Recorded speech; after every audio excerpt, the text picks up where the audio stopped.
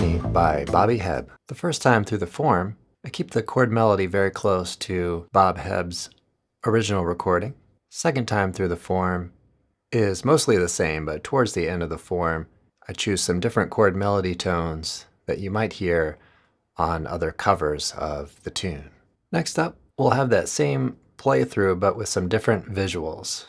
The Guitar Pro neck diagram, standard and tablature notation. After that playthrough, we'll have a step-by-step on every note and chord shape in this arrangement. You can support this video content and future content by liking, subscribing, and joining the member area. And check out the description for additional learning resources. Okay, well, let's get started. One count of 4.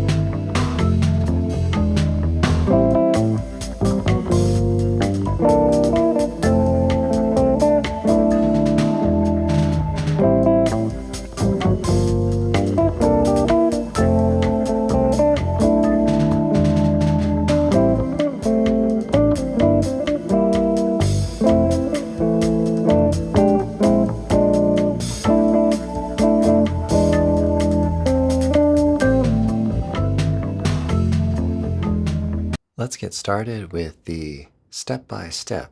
The first time through the form, I play chord melody that's more closely related to the original Bobby Hebb recording. The second time I go through the form, I play a chord melody that's more based on some of the covers of the melody.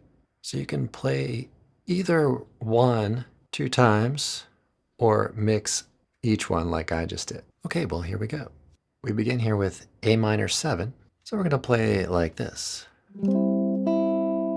on fret 5. Okay, then we're going to have this little walk down with the chords, just a little passing motion into the G minor 7. Then we're going to set up this voicing C13.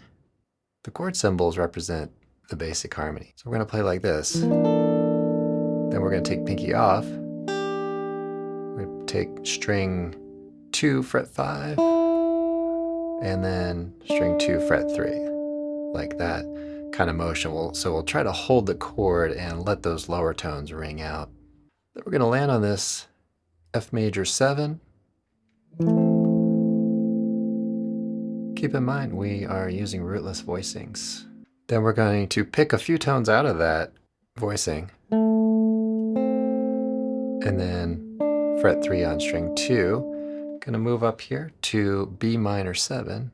When you include the melody note, it's a B minor 11. And then we're going to have a little chord motion under that note while we do our best to keep that string 2, fret 5 ringing out.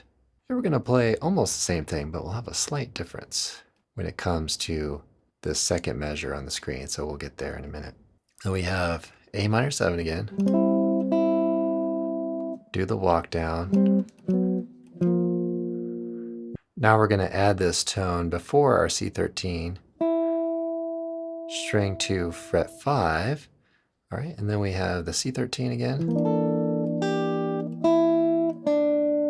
Okay, and we walk down like that. Then we get into the F major 7 again. And move back up to the B minor 11. And then we drop the note on string 4 to give us E7. Okay, here we have the second half of the form. So we're going to play like this. Go down to position 1. Go back to position 5. Then we're going to play 8, 7, 5, and then then down to position 3. Okay, and then we have F major 7.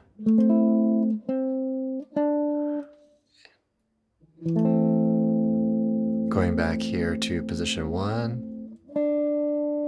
Now we're going to have that little difference. So this is more based on what Bobby Hebb sings. Okay, so we're going to play position 5, and then position 2, and then kind of going out of position here just to keep my fingers consistent. But that's fret 1 and open. So string 4 open, fret 1 on strings 3 and 2. Okay, we get B minor 11. Then we go over to the E7. Single melody notes.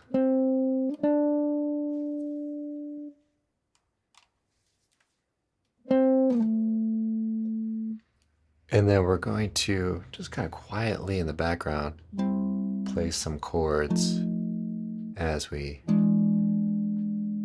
go to repeat the form. So those are A minor 7 over G, F7, and E7. So here we go with it again. So I'll go through this again, and we will have that slightly different chord melody on the second half. So we have fret 5 again. Okay, walking down. C13. F major 7. And then going to B minor 11. And then getting our guide tones working down like that with the more shell-oriented voicings. A minor 7. Do our walk down. Those are strictly background, so not melody. Playing this additional note to it, which follows the vocalist. And then going to F major 7. Up to position 5.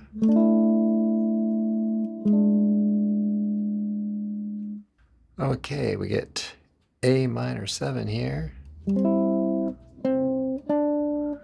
Going to position 1. Back to position 5.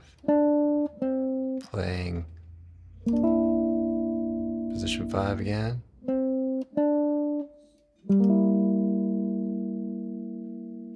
F major 7.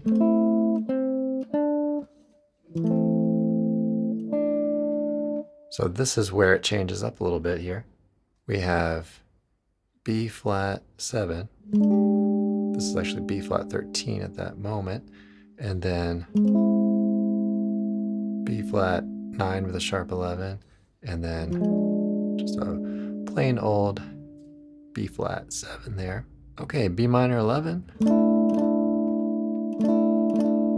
Into the E7. 5, 7. Now here you could do a solo break or do a little backgrounds if someone else is soloing, but what I've got here is the chord kind of walk down. F7, E7, and you could add extensions to that if you like, but I'm trying to keep that a little more in the background. I hope you enjoyed this arrangement. I always try to make these very practical and something that you could use on a gig or jam session or just to play for your own enjoyment. To get additional guidance on this tune, whether it be playing this arrangement, musicianship, improvisation, check out the description where you can find links for consultations and other resources. Enjoy your practice session, and I'll see you in the next one.